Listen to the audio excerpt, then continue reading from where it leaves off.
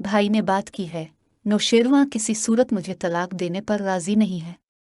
जो भी हो तुमको अब तलाक लेकर मुझसे शादी करना होगी। तुमने मेरा अज़हन उलझा दिया है, मैं अब कहीं का नहीं रहा। घबराओ नहीं, शादी तो मैं तुमसे ज़रूर करूंगी। थोड़ा सा इंतज़ार कर लो, एकदम से ये सब कुछ नहीं हो सकता। अच्छा तो तुम मुझे लिख कर दो। ठीक है, मैं लिख देती हूँ। वो मान गई और स्टाम्प पेपर पर अंगूठा लगा दिया, जिस पर तहरीर था कि वो आदिल से शादी करेगी। इस वाकया के कुछ दिन बाद नौशेर वहाँ वतन आ गया। वो बीवी को साथ ले जाने के लिए आया था। आलिया ने इसके आते ही आदिल से कत ताल्लुक कर लिया और अपने शौहर के हमरा खुशो खुर्रम हो गई। आदिल इसका इंतज़ार करता रह गया। वो पलट कर ना आई, बल्कि अपनी सहेली ताबिंदा को इसके पास कहलवाया भेजा कि वो स्टाम्प पेपर फाड़ दे तो मेहरबानी होगी, क्योंकि मैं अपने खावंद से तलाक नहीं ले सकती। आलिया का ऐसा पैगाम ताबिंदा के मुंह से सुनकर वो शशदर रह गया। उसने कहा, क्या कोई औरत इतना घटिया भी हो सकती है? अगर शौहर कुछ अरसे के लिए नज़रों से दूर हो जाए तो वो अपनी मनमानी करने लगे, किसी दूसरे इंसान के जज्बात से खेले और फिर उसे भला दे। मैं इसका असको मज़ा चुके हुआ हैगा। आदिल साहब सिर्फ आलिया कसूरवार नहीं, अब भी है। अब जानते थे वो शादीशुदा है, फिर क्यों इससे दोस्ती कर ली? आलिया पढ़ी लिखी नहीं है। स्टाम्प पेपर पर तहरीर इसकी नहीं, तुम्हारी है। सिर्फ अंगूठे का निशान इसका है। जो पढ़ नहीं सकता, इससे कुछ भी कहकर अंगूठा लगवाया जा सकता है। बरा करम इस बाब को यहाँ ही बंद कर दो। समी में शराफत थी, इसने ताबिंदा की बात मान ली, लेकिन यह बाब यहीं बंद नहीं हुआ। ताबिंदा इसकी गमगुसारी के लिए वक्त न फ़ौक़ता इससे मलती और समझाती रही। उसने अंदाज़ा लगा लिया था कि यह बुरा इंसान नहीं है, उसके भाई अच्छे ओहदों पर थे। ताबिंदा ने उनसे आदिल को मिलवाया। उन्होंने भी भांप लिया कि ठीक लड़का है।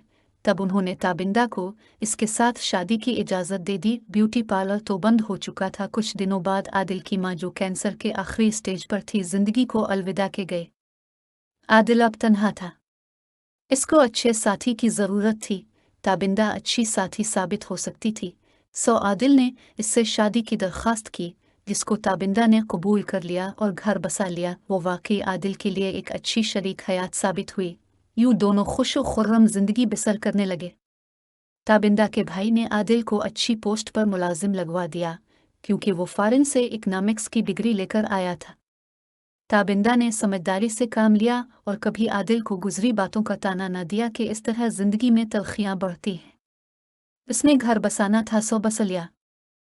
और न हम अपनी इज्जत को कोर्ट कचहरियों में उछालते फिरें। तुम्हारा लड़का हमारी लड़की से निकाह कर चुका है, हमने यह तस्लीम कर लिया है, लेकिन तावान तो हम लेंगे। यूँ समझ लो कि हमने तुमको अपनी बेटी का रिश्ता दे दिया है, लेकिन बेटी के रिश्ते के बदले में तुम्हारी बेटी का रिश्ता लाजमन लेंगे। बस हम तुम्हारी बड़ी लड़की का ही रिश्ता लेंगे, जो ब्याही हुई है। इसकी तुमको तलाक करानी होगी। तुम्हारी छोटी लड़की इतनी कम उम्र है कि हम उसके साथ निकाह करना मुनासिब नहीं जानते। ये सज़ा तो सर उतारने से भी ज़्यादा कड़ी थी। इससे तो अच्छा था कि मुख हयात मेरे अब्बा जान का सर ही उतार लेता या फिर उनको सूली पर लटका देता, लेकिन अफसोस के पहुंचू ने भी फैसला हयात खान के हक में दे दिया। अब्बा जान ने बहुत हाथ जोड़े, मगर हयात खान किसी सूरत राजी ना हुआ। उसने कहा, हम तुम्हारी बड़ी बेटी से ही बया करेंगे। ये बदला है हमारी बेटी से तुम्हारे बेटे के निकाह करने का, और हम अपनी बेटी की सौकन भी बर्दाश्त नहीं करेंगे। तो फरीद को अपनी पहली बीवी को भी तलाक देनी ही होगी। अब समझ गए हो ना मेरी बात अच्छी तरह? जहां सरों की बाजी दियो पर गई हो, वहां ये शर्त कुछ भी नहीं थी।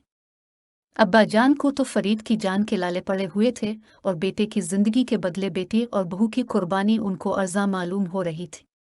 मुअज़्ज़िज़ीन गांव ने भी खून खराबे से बचाव की खातिर हयात खान की बात को मान लिया। मेरे भाई फरीद की वजह से हम दो लड़कियां रिवाज की कुर्बानगाह पर भींट दे दी गई। मुलूक को तलाक मिली और मेरा घर उजाड़ कर मुझे भी मुखयात के हवाले कर दिया गया।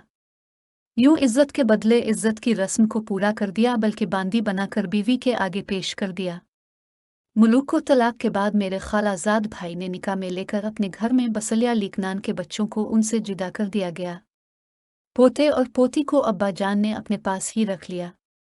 इसी तरह मुलूक के बच्चे माँ के लिए रोते बिलखते रह गए और उनकी माँ दूसरे गांव भेज दी गई। मेरे 3 बच्चे भी मेरी माँ ने रखे, तमाम उम्र में जैन के मिलने को तरसती रही हूँ। उम्र भर में मुख साहिब की बीवी जरूर रही, लेकिन इन बेटी के बदले तावान में आई थी, इसलिए उनके सारे खानदान ने मुझसे नौकरानी के जैसा सलूक किया, आज तक मैं हक नवाज को, और वो मुझको नहीं भूले।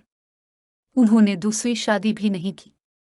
सुना है अब भी रातों को उठ उठकर खुदा से फरियाद करते हैं, जिसने जाने किस कारण उनको मुझसे और मुझे उनसे जुदा किया। चूंकि मैं इनके बाप की इज्जत थी, सोहयात खान की वफात के बाद भी मुझको उनके लड़कों ने वापस कभी मैके जाने ना दिया।